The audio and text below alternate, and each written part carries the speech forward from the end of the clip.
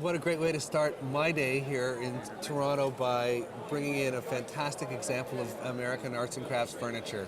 I understand this is a family piece on your husband's side. Yes, it is. Because this piece was made not too far away from us in a town called East Aurora, New York, just south of Buffalo. Right. And it's made by a group of people called the Roycrofters. And this is their mark here on front. You can see with the cross and the ball down at the bottom.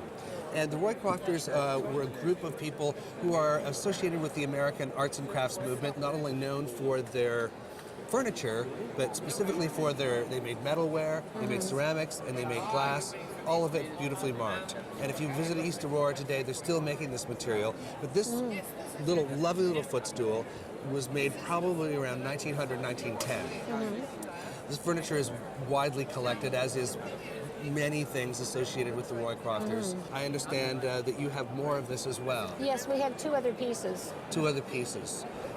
And would you have any idea of the value? Because they've gone up quite a bit recently. Oh, this? Yes. Oh, I don't know. I always said it was worth $1.50, you know. It's worth $1.50. Well, I think it's actually worth maybe just a little more than that. We would probably estimate it for auction to sell in the range of about $400 to $600. Oh, interesting. And your fire bench would sell for a lot more. So thank you very much for bringing it in. It's well, a delight to see. Thank you. Thanks. You brought us in a beautiful, fresh-looking Victorian three-panel screen. And I believe you know who the painter is.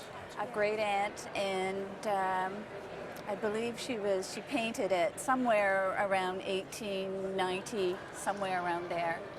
Well, she's created a lovely scene here. And what's most interesting to me is the freshness and the quality of the painting.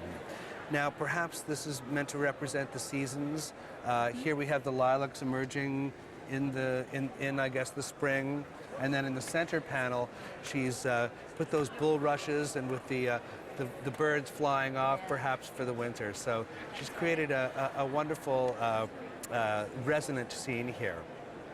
Now, the frame itself is a mixture of what we call East Lake, or the aesthetic movement here, which you see by the kind of reading on the sides, moving towards almost an arts and crafts kind of look, but the ebonization suggests, of course, a much closer affinity to that kind of Orientalism of the late 19th century. Now, I would say, judging by how clean this is looking, that you've probably had some restoration done on this. That's right. We recently had it restored. And normally, of course, unless there's an issue of conservation involved, we don't suggest that anything be restored from its original condition. Well, if you were to see it at an auction, they're not in the height of fashion right now, but the painting on this is exquisite.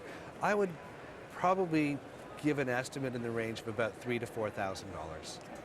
Okay. It's a lovely piece. Thanks again for bringing it. Thank you very much. You're absolutely right.